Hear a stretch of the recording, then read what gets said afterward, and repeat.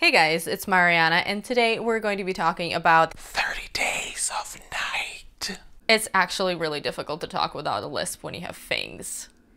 Vampire problems. You guys have been recommending 30 Days of Night to me pretty much ever since I posted my videos about my favorite horror comics and horror movies, so I finally picked up a copy at C2E2 this past weekend. Fun fact, the artist behind the comic, Ben Templesmith, was actually there, so I got to meet him. He was super nice, we talked for a little bit, and he signed my copy, and he even drew a little vampire on the front page, so I love this comic book even more now. So after reading it and being really into it, I of course had to watch the movie right away, and even though I didn't love the movie as much as I loved the comic, I still had a lot of fun watching it. Neither the movie nor the comic are really talked about on YouTube as far as I can tell, so it's time to fix that. 30 Days of Night takes place in Barrow, Alaska, where the sun sets on November 17th and doesn't rise again until December 17th. So naturally, this is the best time and place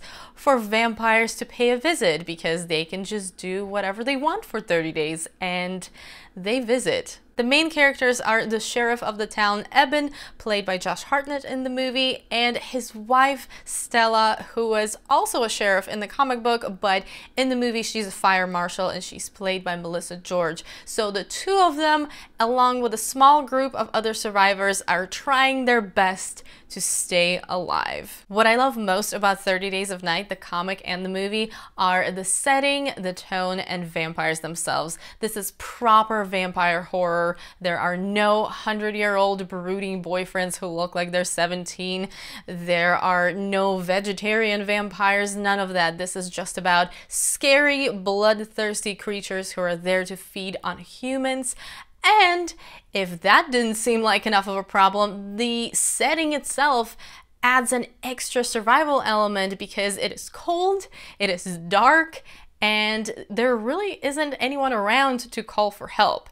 And by the way, the comic and the movie have a lot of violence and gore, so just be prepared for that. The art in the comic book fits this story perfectly, and it has a very unique art style that may take a few pages for you to get used to, but I thought it was just beautiful, and I honestly can't imagine this story being told while using a more traditional comic book art style.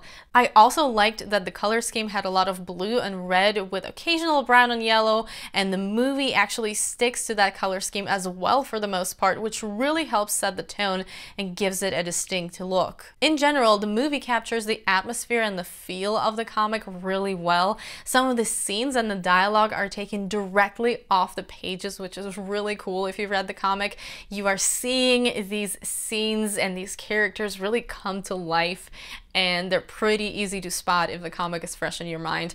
The vampire design in the film is really excellent, once again pretty close to the comic book as well, and you also have the added component of movement, which looks perfect and it fits the type of vampires that these guys are. Some of them look a little bit more human, others look a little bit more creature-like, but in general they look like legitimately scary primal vampires. The only negative when it comes to vampires themselves in the movie versus the comic book for me was that the filmmakers for some reason decided to have the vampires speak their own vampire language, which probably looked like a good idea on the page, but I honestly don't think it worked or was necessary, and in the comic book everybody just speaks English and they can understand each other, and I think that definitely works better. It just seemed like extra shenanigans that was added because they were trying to add new things. The movie generally has a bit of a problem with adding extra complications, vampire language being one of them.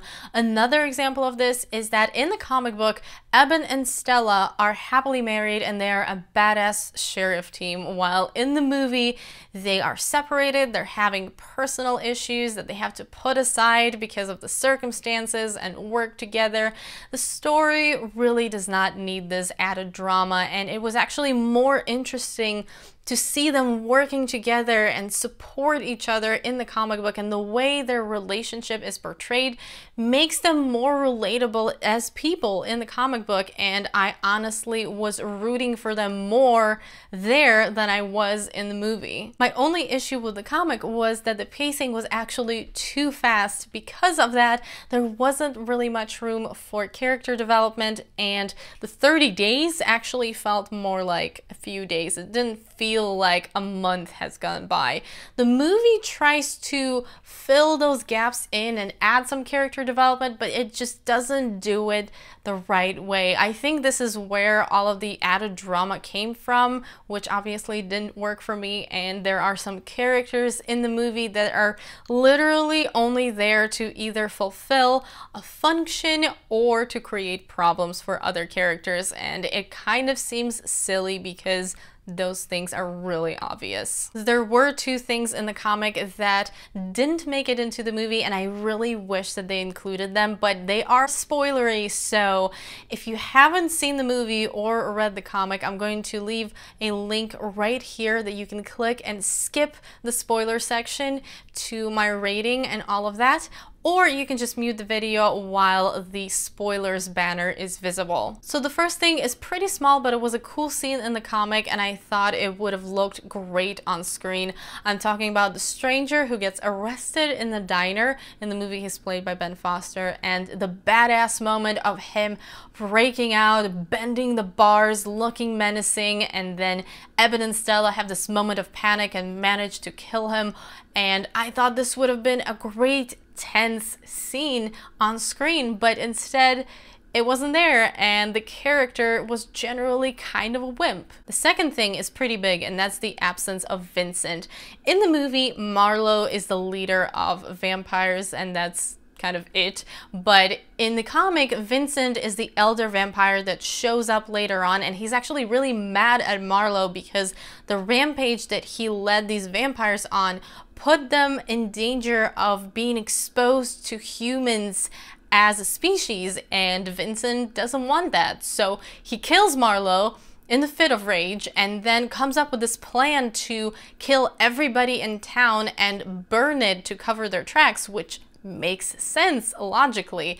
And in the movie, we have Marlowe, who all of a sudden has a change of heart out of nowhere, randomly, and he's like, oh shit, I guess what we've done could expose us to humans. We should burn everything and kill everybody. While it kind of works, it still seems so random, and I think having Vincent in the movie would have been a much better choice. In the end, I enjoyed both the movie and the comic, and I am definitely going to be continuing with the comic book series. I already bought the next 2 volumes. Since the only issue that I had with this was the pacing that led to lack of character development, I'm going to be giving it 4 out of 5 stars because I still really liked it, and I cannot wait to read more. If you enjoy horror comic book series, I think you should absolutely check this out, and definitely check this out if you watched the movie and enjoyed it but have not read the comic book. As for the movie, since I did have some issues with it and I didn't love it quite as much as the comic book, I'm going to be giving it 3.5 out of 5 stars. I still think it's fun to watch, and if you are somebody who enjoys horror or vampire horror in general, I think it is worth checking out, and you will probably have fun watching it like I did. That's it for my comic versus movie review of 30 Days of Night. Let me know what you think in the comments below, and as always, I'm looking for more recommendations, so leave those in the comments as well. Thank you guys so much for watching. I hope you enjoyed the video, and if you did, don't forget to give it a thumbs up and also subscribe to my channel if you haven't already. I hope you're having an awesome day, and I will see you soon in my next video. Bye!